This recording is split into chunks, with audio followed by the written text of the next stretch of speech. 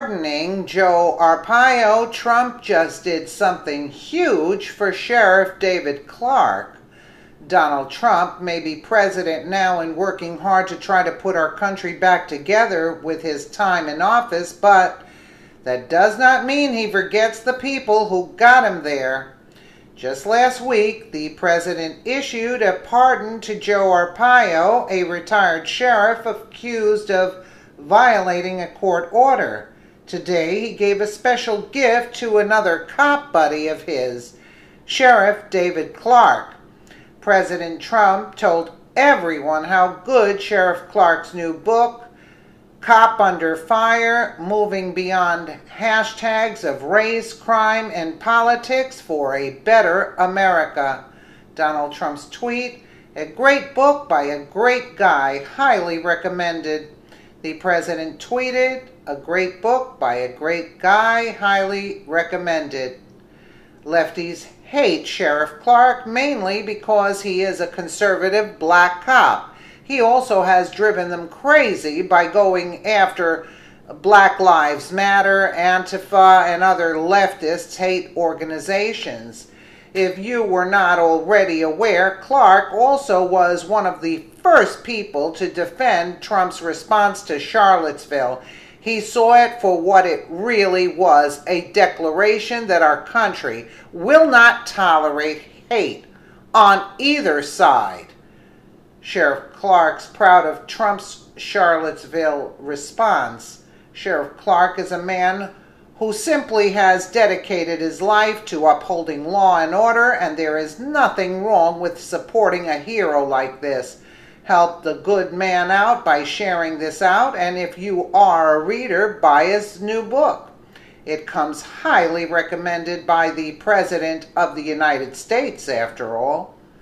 Let's take a quick listen to Sheriff Clarke. Great man. Joining us with reaction, Salem radio nationally syndicated host Larry Elder, Milwaukee County Sheriff David Clarke, Fox News contributor DeRoy Murdoch. Sheriff Clarke, we'll start with you. Anything I'm saying here that's wrong?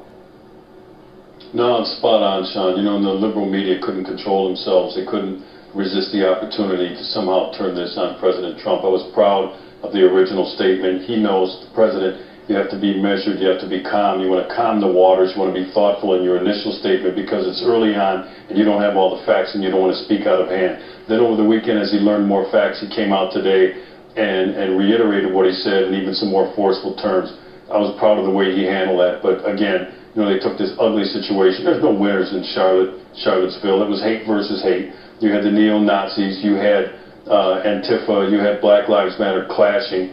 There's just no winners there. But every time one of these situations happens, you know, you see the worst of people sometimes. I think we saw it out of the left. Larry Elder, we've known each other for going back a couple of decades now. Right. You have taken a lot of heat over a very long, successful career for pointing out a lot of the things I tried to mention in this monologue. Right. Why the double standard? Have you figured it out?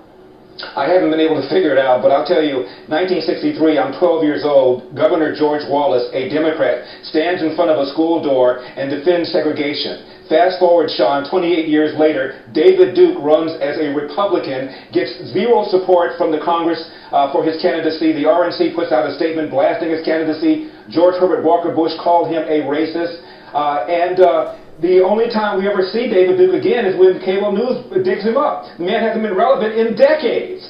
And the reason for all of this attention, the reason the media is covering this thing like it's a Super Bowl, is because of this narrative that Donald Trump blatantly reached out to white racists to get elected. If that's the case, how is it that he got less percentage of white voters than Mitt Romney did, a greater percentage of minority voters, blacks, Hispanics, and Asians than Mitt Romney did? The blacks, Hispanics, and Asians were too stupid to realize they were joining a movement with a bunch of white racists, and the white racists were too stupid to realize they were joining a movement with a bunch of people of color that they don't like. Come on. You know, DeRoy, am I right as I watched this weekend? I just decided, I made a decision. I'm going to watch this. I'm going to absorb this. I took notes all weekend. I saw a media hit a new low, and it's like it happens. And they just wanted politically to bludgeon, politically I'm speaking, this president. and tie him to this in spite of what he said historically, which they've never played, and in spite of what he said earlier this weekend?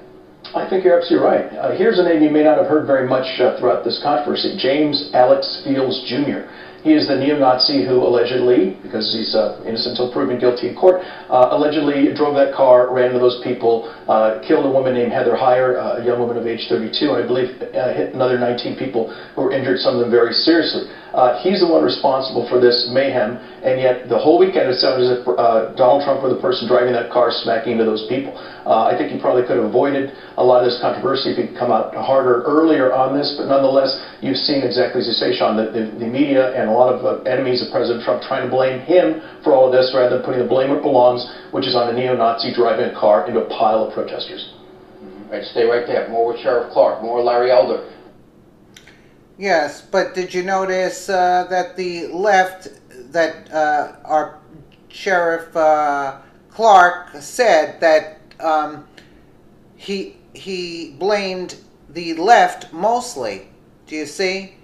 And it's still not clear that if that driver was actually on the right side, actually. It's still not clear. It's up in the air. If anybody knows, please let me know, because I heard some news that he was actually a leftist portrayed as somebody on the, like a white supremacist, so to speak. Anyway, let me know what you